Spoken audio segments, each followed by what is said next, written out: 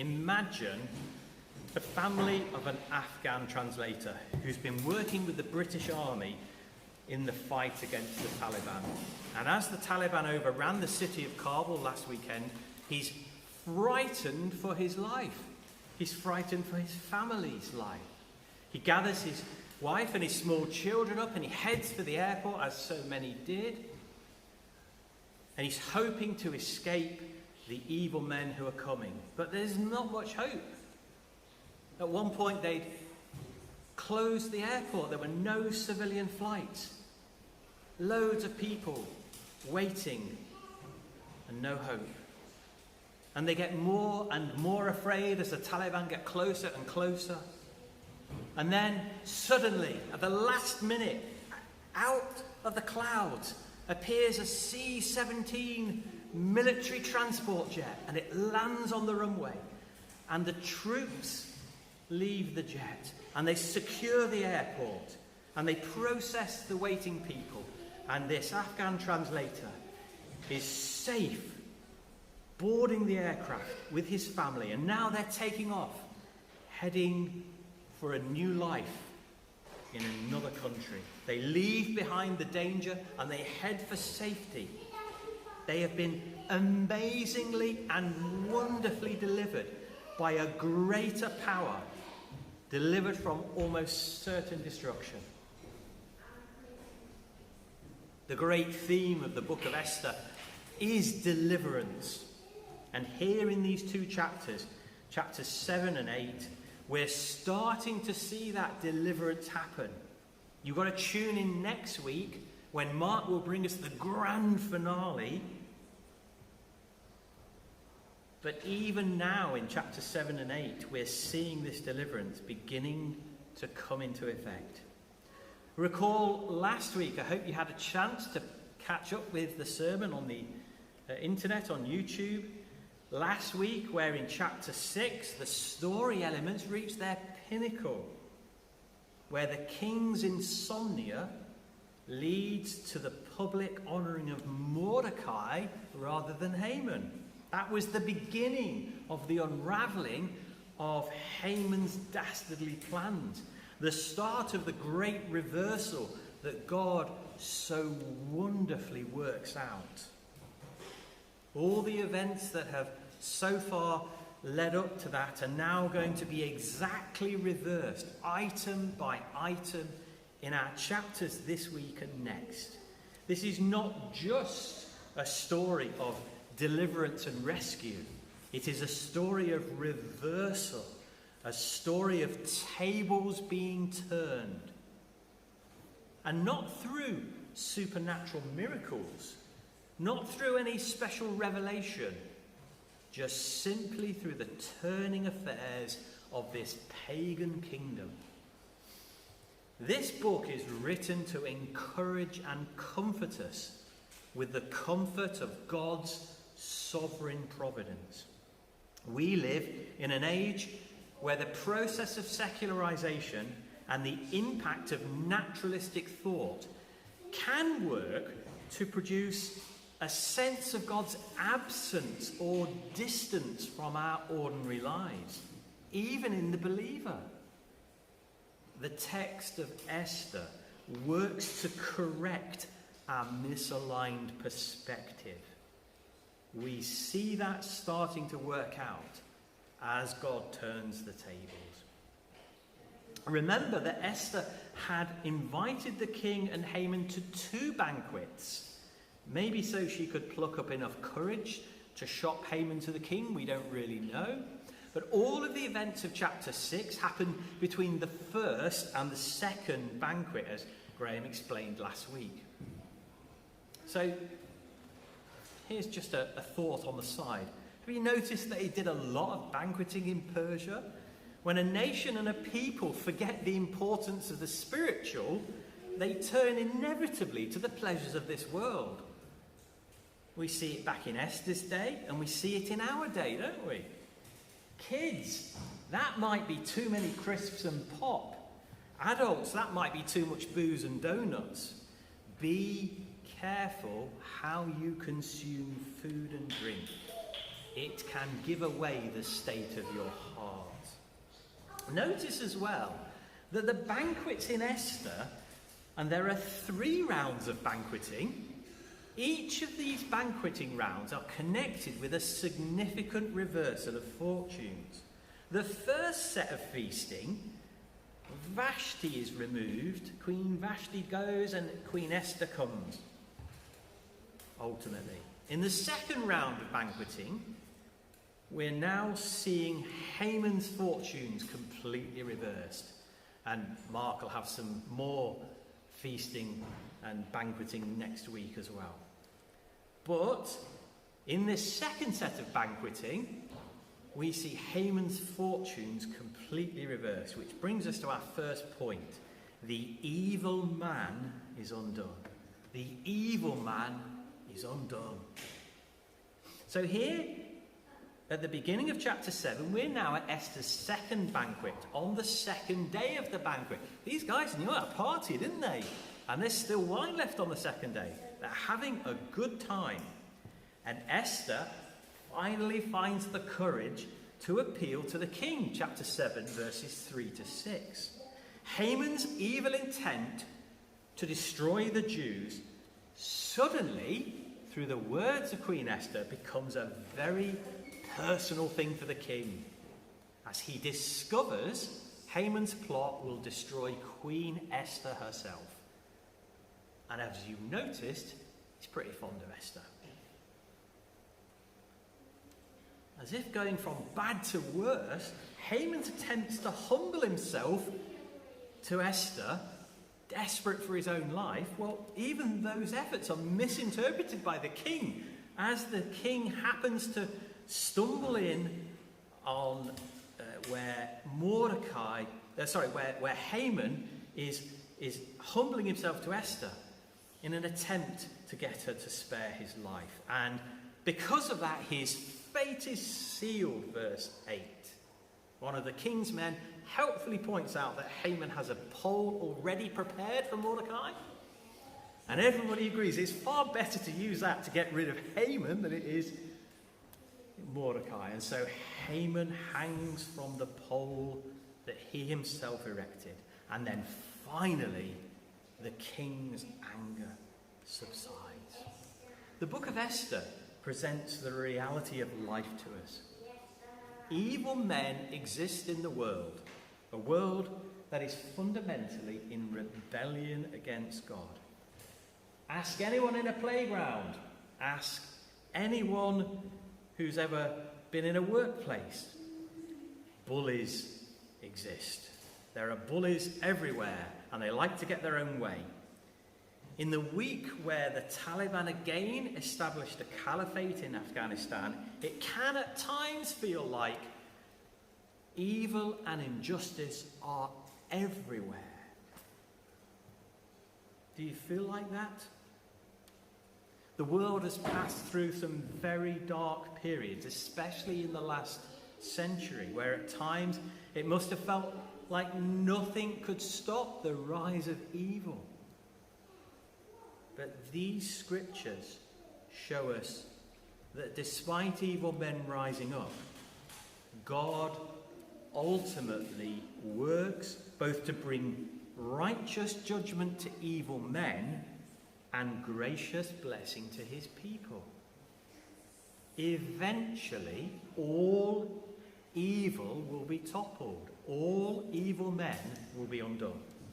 Boys, ultimately, all the bullies in the world will answer for their crimes. Haman is a life lesson for us. God will defeat evil and bring it to judgment. Sure, the evil prospers for a season, but they all end up on a pole of judgment sooner or later. So beware. It's easy for us to miss the teaching point here, especially with a superficial reading. Like almost every one of the superhero films that are common these days, it's easy to think that here, good has triumphed over evil. Mordecai the good has won, and Haman the bad has been defeated.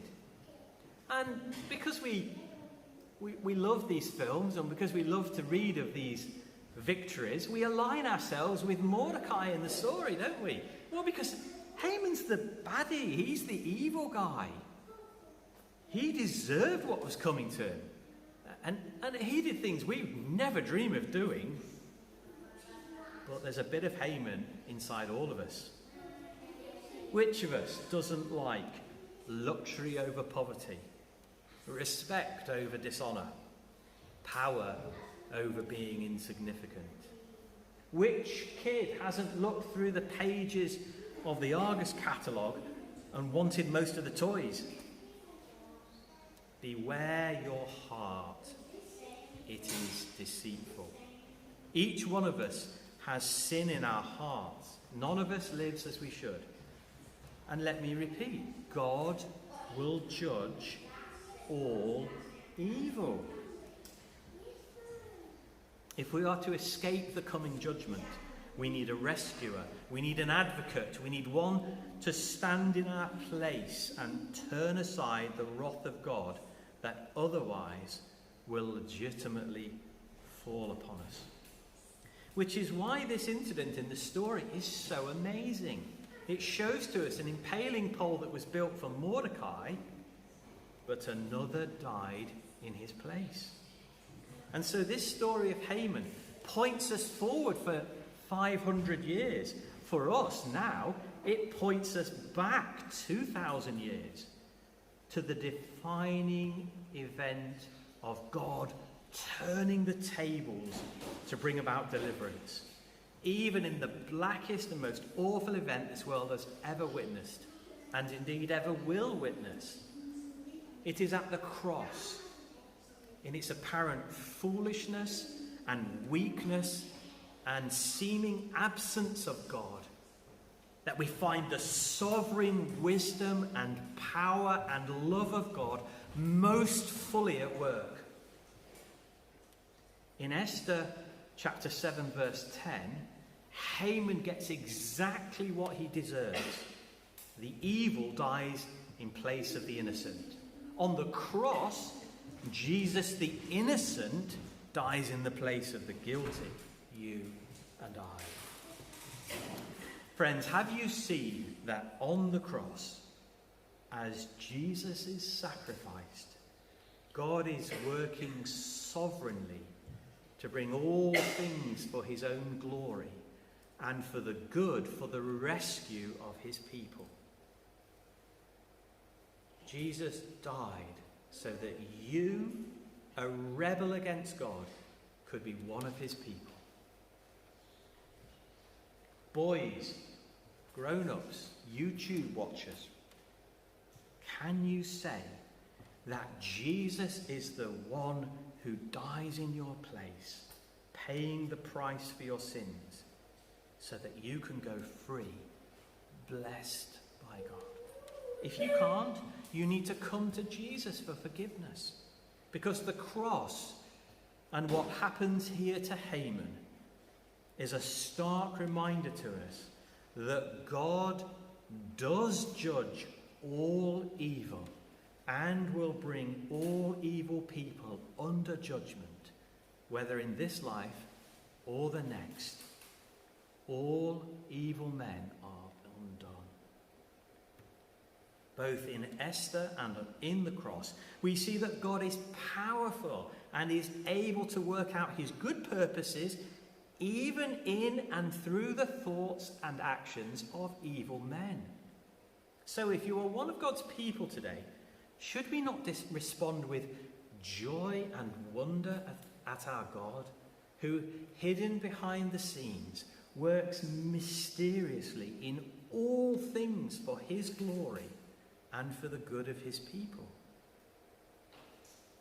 And yet this doesn't remove our responsibility to act with wisdom and courage when we are faced with evil.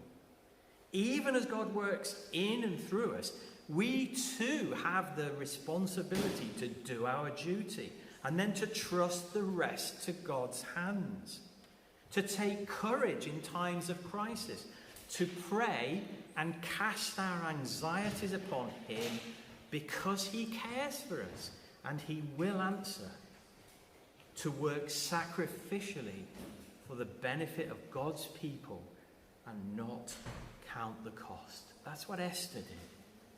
She took courage, trusted God, and did the right thing. We need to do the same.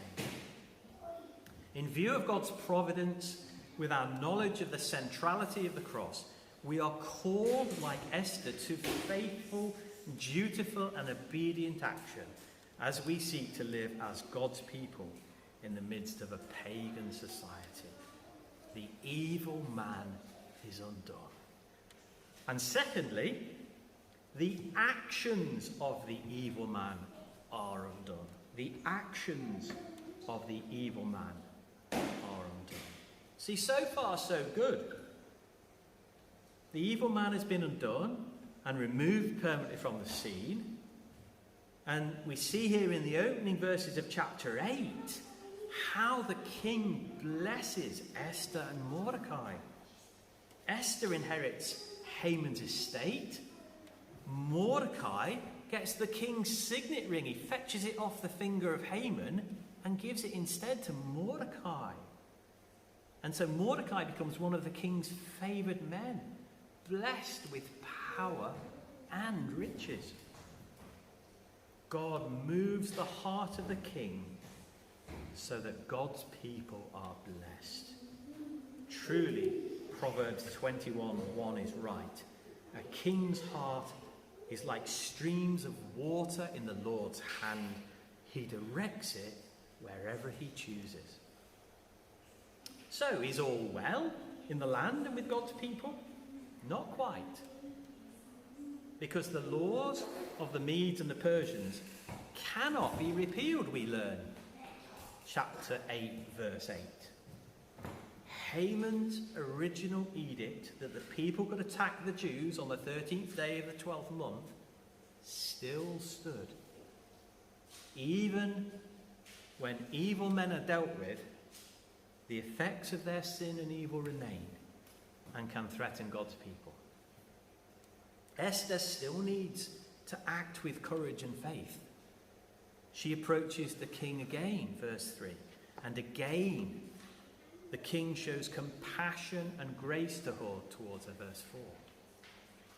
Despite the previous irreversible edict, Esther has a suggestion that might just save the day. She entreats the king to allow the Jewish people to defend themselves when that fateful day comes. And the king agrees, verses 7 and 8 and verse 11. How amazing!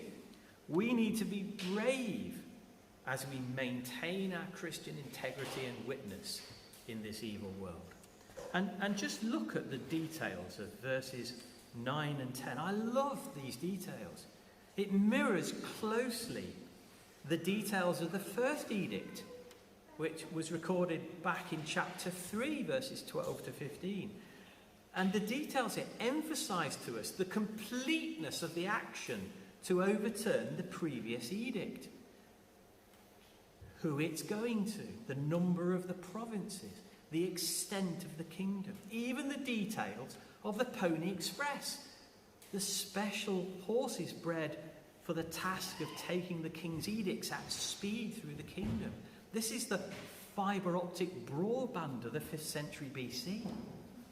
And just as the original bad edict from Haman spells disaster for the people, this new edict from Mordecai, also sealed with the king's signet ring, spells salvation and deliverance for God's people. Can you see how God has turned the tables? Each of the actions is being systematically reversed. And this is a strong pointer to us that God is able to remove evil completely and finally. There is no evil, no sin that won't ultimately be discovered and purged from God's universe. As a Christian, take heart that this is the case. Ultimately, God's people are vindicated. But note the ultimately in that sentence. The hope, the salvation, the end of the trials takes time to work through. God doesn't grant immediate deliverance to his people in this life. Rather, he works in and through circumstances to eventually deliver his good purpose. We need to learn this lesson and understand that God's timing of deliverance is not our timing. We especially need to remember that through the dark days, the difficult days, the days of tribulation. All evil will one day be judged, especially the evil that doesn't find justice in this life. You are not ever a victim of your circumstances. In fact, exactly the opposite. The everyday lives and ultimate destinies of those who trust God are not governed by human powers or by chance and necessity. They are always in the hands of a heavenly Father who is intimately involved in everyday realities, whether bitter or sweet, spectacular or mundane, and whose upholding and guidance of your life is not a puzzle to be solved, but a promise to be trusted. Whilst each one of us is individually loved and precious to Jesus, we do also as well need to remember that God is dealing with all his people, not just us as individuals. And all his people doesn't just mean all of God's people who are alive today, but from all the generations. That's another reason why God's actions to reverse evil, to undo the effects of evil men and save his people, aren't instantly realised. They play out, sometimes over months, sometimes over years, sometimes over centuries. Some injustices will only be righted after this world ends. But rest assured, the actions of the evil man are always undone. All evil will ultimately be undone. I want you to notice one final detail here as chapter 8 comes to its climax. As Mordecai leaves the king's presence, bedecked with all the royal finery that his new position entails, and the city celebrates, verse 16, and the realization of their upcoming salvation sweeps like wildfire through the Jews' population, verse 17, the message of Haman's demise and the new arrangement spread through the kingdom. It doesn't just affect the Jews, does it? See the last half of verse 17. And this is an astonishing statement. It's almost a postscript, and yet there is significance here. And many people of other nationalities became Jews because fear of the Jews had seized them. God so works out his purposes through the actions and intentions of evil men that many Gentiles are added to the number of God's people in the end. God's reputation, the reputation of God's people, is manifest through the kingdom, and people are saved. God can and does the most remarkable, the most amazing things in the face of secular evil. Do you recall the words of Jesus in Matthew 16, verse 18? I will build my church, and the gates of Hades will not overcome it. That promise from Jesus was working itself out in Esther's day, and it's still working itself out in our day. As tiny as we are, as society seemingly becomes more and more secular and less based on Judeo-Christian morals and more opposed to true Christianity and real Christians, do not fear. Jesus is bigger than Hades. He has already won the victory over death and hell and all the powers of darkness, something that Esther could only look forward to with hope. But we can look back on it, and can we rejoice? It seemed like the devil had won on the day Jesus died, broken, naked, humiliated, alone. But God turned the tables on Satan 3 days later, and Jesus rose from the dead. Not only did he rise from the dead, he then ascended to the very throne of the universe itself. God uses history to win his battles. God overturns all evil. You may wish to deny that God is the cause of these events. Indeed, the text of Esther before us is not explicit that it is God who is acting.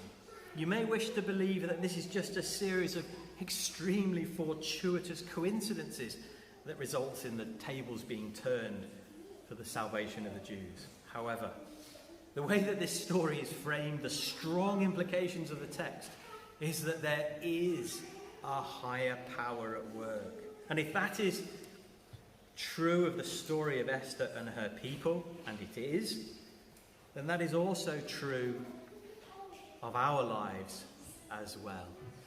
God hovers at the margins, the author of time and space himself, providentially overseeing and directing all the coincidences and circumstances of your life.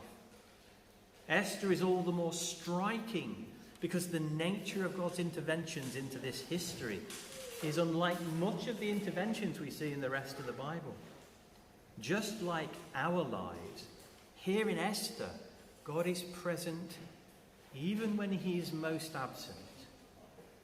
When there are no miracles, dreams or visions, no charismatic leaders, no prophets to interpret what is happening, not even any explicit God talk. God simply controls, directs and saves through his hidden providential control of history.